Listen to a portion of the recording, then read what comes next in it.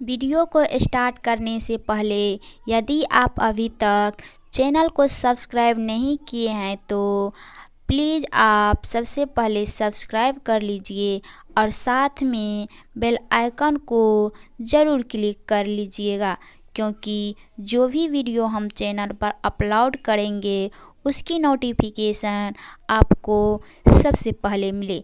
तो चलिए अब हम वीडियो को स्टार्ट करते हैं।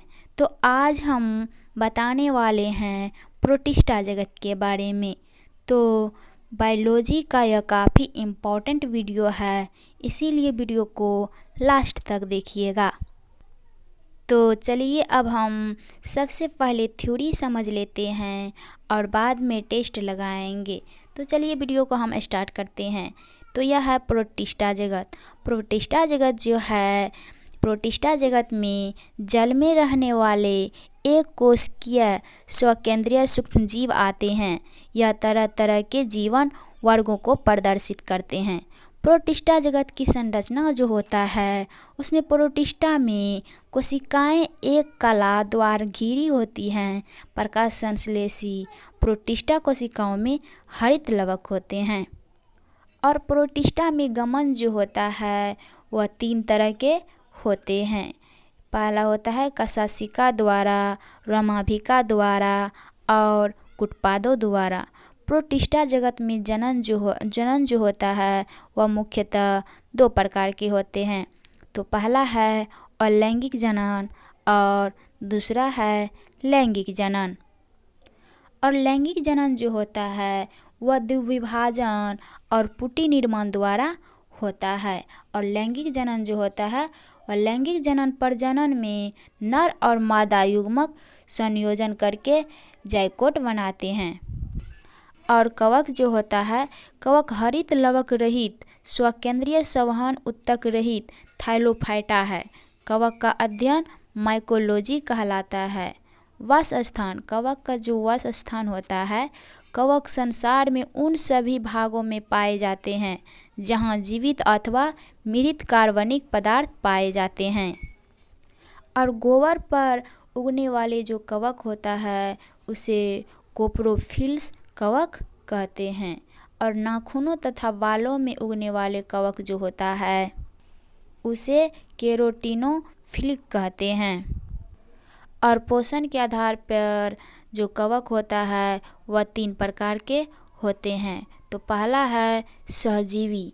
सहजीवी जो होता है ये कवक दूसरे पौधे के साथ साथ उगते हैं तथा एक दूसरे को लाभ पहुंचाते हैं, जैसे कि लाइकेन।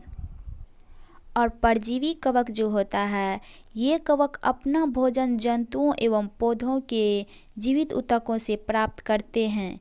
इस प्रकार के कवक सदैव हानिकारक होते हैं, जैसे कि पैक्सिनिया। और मृतोपजीवी कवक जो होता है, इस प्रकार के कवक अपना भोजन सदैव सड़े गले कार्बनिक पदार्थों से प्राप्त करते हैं, जैसे कि राइजोपस। और कवक में जो होता है संचित भोजन वो ग्लूकोजेन के रूप में रहता है। और इनका कोशिका भित्ति काइटिन की बनी होती है। और कवक में पौधों में गंभीर रोग उत्पन्न करते हैं। और पादप जगत जो होता है उसमें जीवों के आधुनिक वर्गीकरण के अनुसार जीवमंडल के सभी बहुकोशिकीय प्रकाश संश्लेषी ससीम केंद्र उत्पादक एवं स्वपोषी जीवों को पादप जगत के अंतर्गत रखा गया है। और ये है थाइलोफाइटा। थाइलोफाइटा के अंतर्गत मुख्य रूप से विभिन्न प्रकार के शैवाल, कवक तथा जीवाणु आते हैं। और थाइलोफाइटा का शरीर जो है वह जड़, तना एवं पत्तियों में विभाजित नहीं रहता है, क्योंकि यह एक थैलस के रूप में रहता है, इसीलिए इन्हें थाइलोफाइटा कहते हैं। और शैवालों के अध्ययन को फाइकोलॉजी कहते हैं। शैवालोपादप जगत का सबसे सरल जलीय जीव है जो प्रकाश संश्लेषण क्रिया द्वारा भोजन का निर्माण करता है। और ब्रायोफाइटा में जो है, ब्रायोफाइटा भ्रूण बनाने वाले पौधों का सबसे साधारण व आधा समूह है। इनमें संवहनोत्तक नहीं होता है। ब्रायोफाइटा का आर्थिक महत्व जो है, ब्रायोफाइटा वर्ग के पौधे मृदा अपरदन को रोकने में सहायता प्रदान करते हैं। ब्रायोफाइटा वर्ग के पौधे में जल अवशोषण की पर्याप्त क्षमता होती है और ये बाद में रोकने में सहायता करती है। स्फेगनम जैसे ब्रायोफाइटा का प्रयोग ईंधन के रूप में किया जाता है और शाकाहारी स्तनधारी कुछ ब्रायोफाइटा पौधे का प्रयोग भोज्य पदार्थ के रूप में करते हैं। और ट्रेकियोफाइटा जो है, प्रभाग में उन पादपों को सम्मिलित किया गया है जिनमें संवहनी ऊतक पाए जाते हैं। ट्रेकियोफाइटा को पुनः 3 भागों में विभाजित किया गया है। तो पहला है टेरिडोफाइटा और अनावृत बीजी और आवृत बीजी। और टेरिडोफाइटा जो है, इस उपप्रभाग में अपुष्पोविद पादपों को रखा गया है। अनावृत बीजी जो है, इसमें अनावृत बीजी बीजीय पौधों का वह सब फाइलम है जिसके अंतर्गत वे पौधे आते हैं जिनमें नग्न बीज आते हैं। आवृत बीजी जो है, इस उपप्रभाग के अंतर्गत उन पौधों को सम्मिलित किया गया है जिनमें बीज सदैव फल के अंदर होते हैं। आवृत बीजी पौधे को 2 मुख्य वर्गों में विभाजित किया गया है। पहला है एक बीजपत्री और दूसरा है द्विबीजपत्री। एक बीजपत्री जो है, इनमें इनके बीजों में केवल एक बीजपत्र उपस्थित होता है, जैसे कि प्याज, संतरा, लहसुन, गेहूँ, गन्ना, मक्का, चावल, बाजरा, बांस और जौ आदि। और द्विबीजपत्री जो है, इनके बीजों में 2 बीजपत्र पाए जाते हैं, जैसे कि मूली, शलजम, सरसों, मूंगफली, भिंडी, इमली, अशोक, सिसिम, नील आदि। तो चलिए अब हम टेस्ट की ओर चलते हैं। तो यह है प्रोटिस्टा जगत में कितने तरह का गमन होता है। तो कितने तरह का होता है? कशशिका द्वारा, रमाभिका द्वारा, कुटपादों द्वारा, मतलब सभी के द्वारा। तो ऑप्शन नंबर क्या हो जाएगा? डी। तो दूसरा है प्रोटिस्टा जगत में जनन कितने प्रकार के होते हैं? 2 प्रकार के या 4 प्रकार के या 3 प्रकार के या 5 प्रकार के। तो कितने प्रकार के होते हैं? 2 प्रकार के। ऑप्शन नंबर ए हो जाएगा।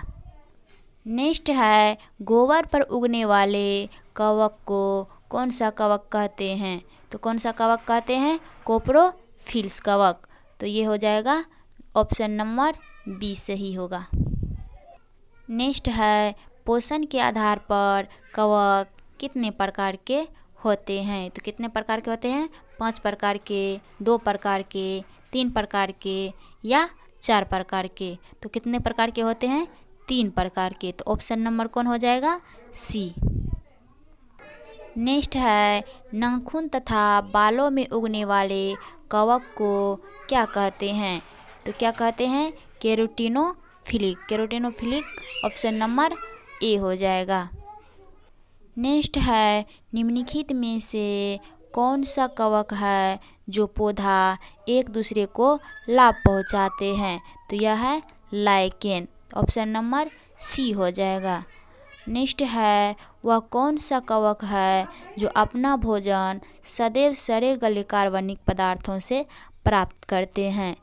तो राइजोपस, पेनिसिलियम, मोरचेल कौन होगा? सभी हो जाएगा। तो ऑप्शन नंबर डी होगा।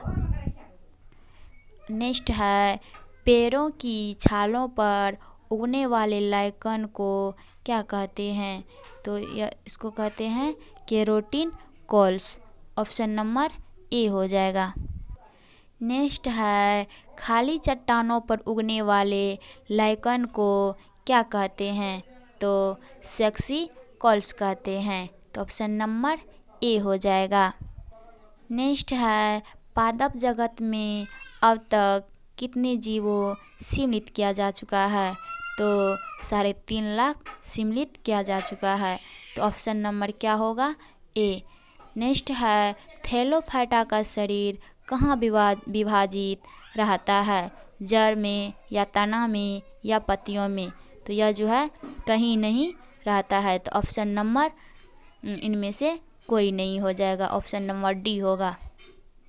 नेक्स्ट है ब्रायोफाइटा का प्रयोग ईंधन के रूप में किसे किया जाता है? तो यह किया जाता है स्फेगनम मतलब ऑप्शन नंबर बी हो जाएगा। टेरिक्योफाइटा जो है टेरिक्योफाइटा को कहाँ विभाजित किया गया है? तो यह किया गया है टेरिडोफाइटा, अनावृतबीजी, आवृतबीजी मतलब सभी में। तो ऑप्शन नंबर डी हो जाएगा। नेक्स्ट है टेरिडोफाइटा कहाँ विभाजित रहता है? जड़ में, तना में, पत्ती में? तो यह रहता है सभी में। तो ऑप्शन नंबर डी होगा सही। नेक्स्ट है निम्न में से एक बीजपत्री है। तो कौन है? मूली, शलजम या प्याज या कपास? तो कौन हो जाएगा? प्याज जो है एक बीजपत्री है। तो ऑप्शन नंबर कौन हो जाएगा? सी होगा। नेक्स्ट है निम्न में से द्विबीजपत्री है। लहसुन, गेहूँ, मक्का या मूंग? तो कौन हो जाएगा? मूंग जो है द्विबीजपत्री है। तो ऑप्शन नंबर डी हो जाएगा। तो आज के लिए इतना ही है।